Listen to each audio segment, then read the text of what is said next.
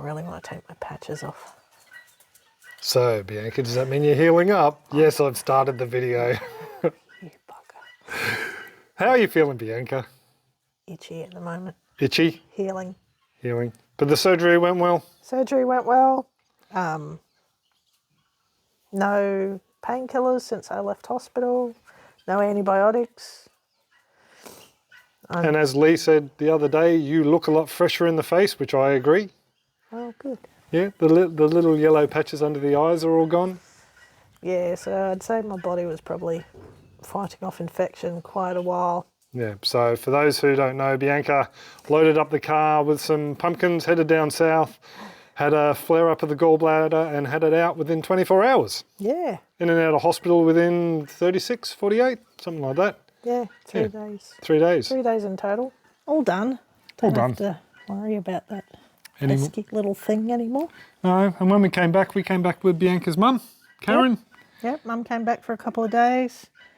And what did we do? We went to Bundy one day. Went to Bundy, took her for a bit of a drive halfway down the back. And she also decided to go home early, but on the day we went home, she took a whole bucket of tomatoes. Yeah, so when she got home, pretty much all straight away, she made up a batch of tomato sauce. And then she's also saved a bunch of seeds, so she'll be growing those down at her place as well. Yep, and we came home with a small jar too, so that was pretty cool. And then while we were down there, we went down there with the trailer to possibly buy the brother-in-law's Husqvarna mower. Anthony's given me so much curry over buying another Husqvarna. We've decided to extend the search into a couple of second-hand greenfields, which are an Australian-made ride-on. So I have to go back down yet again to Brisbane tomorrow. It's just not stopping. It's a lot of fuel, a lot of miles, that many miles in fact, and a lot of time away from the farm that I haven't been able to do much. So hopefully, fingers crossed, this will be the last trip. Basically, why are we going down again? You have to return a trailer. I have to return a trailer. So should we give trailer. a big trailer? Should we show the folks why? Yeah. Okay. So that's the trailer. We were supposed to be coming home with a ride-on lawnmower, but instead we came home with this. It is sort of a ride-on lawnmower. It is sort of a ride-on lawnmower, yeah. It does have a slasher on the back there. It's a 4-foot slasher. And this is a 35 horsepower, obviously second-hand, 2010 Ford. So it was something we spotted on Marketplace, and went and had a bit of a look. It's got a few little issues with it. Nothing too major though, hey?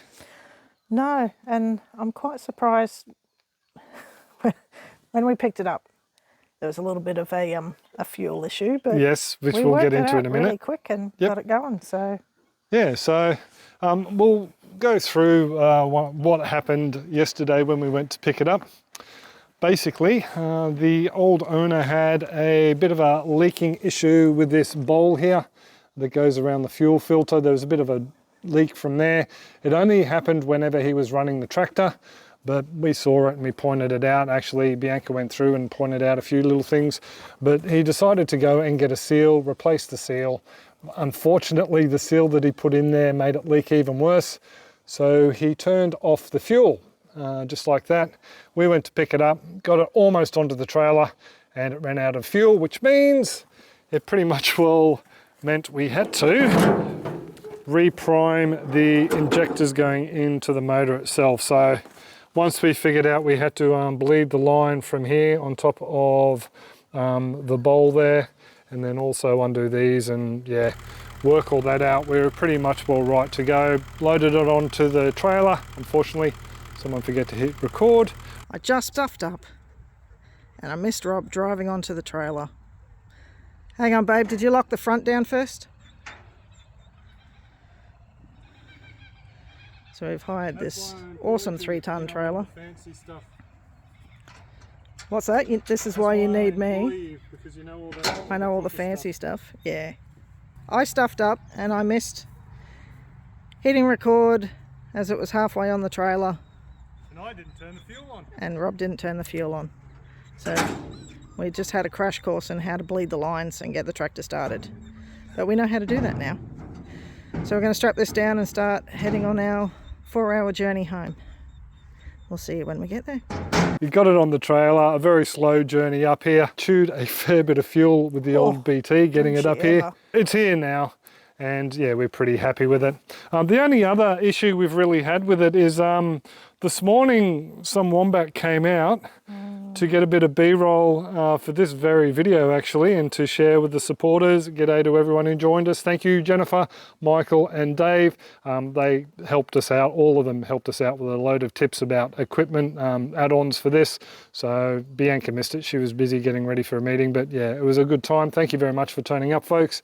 Yeah, while I was getting the tractor ready to do that, I started it up and forgot to put that in the downward position, and now we need to reprime the injectors again. The only problem is I've pretty much well killed the battery going to do that. And where's the battery charger, Bianca? In Ipswich. In Ipswich. So I can't what even... are you picking up tomorrow? I'm picking up the battery charger after I drop off the are. trailer. So yeah, unfortunately I can't show you this in action, but yeah, next week you'll definitely get a decent look at that. So we did have one little issue with it when we took it off the trailer, didn't we, babe?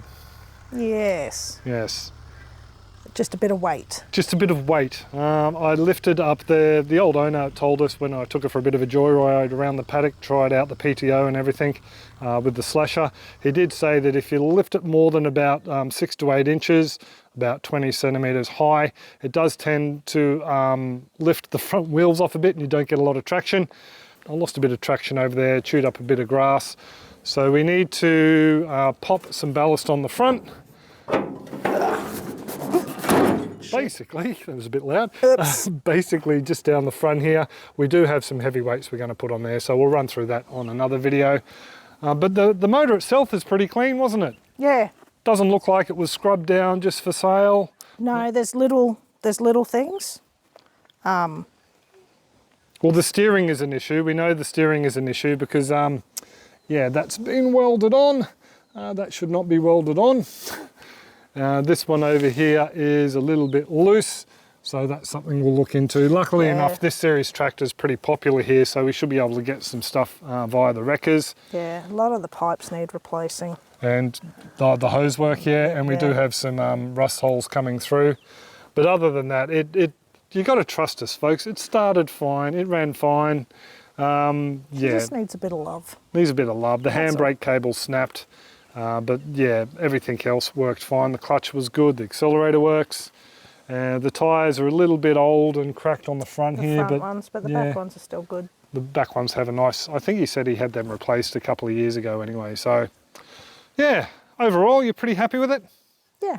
Yeah, I'm pretty chuffed with it as well. There you go, a little bit of a look at our tractor. Thank you very much to Mum as well, who loaned us a couple of grand so we could afford this. Yes. We were hoping on a newer tractor with all the bells and whistles, but this is going to get us through the slashing, go out and buy a post hole digger for the back. And Bee's found or has noticed that there's a couple of cheap excavators through Marketplace. Yeah. So we'll probably end up getting a cheap excavator for the bucket and the backhoe attachment. I just got to buy some repair manuals. Yeah, so we're after the operation manuals and the repair manuals for the 2110.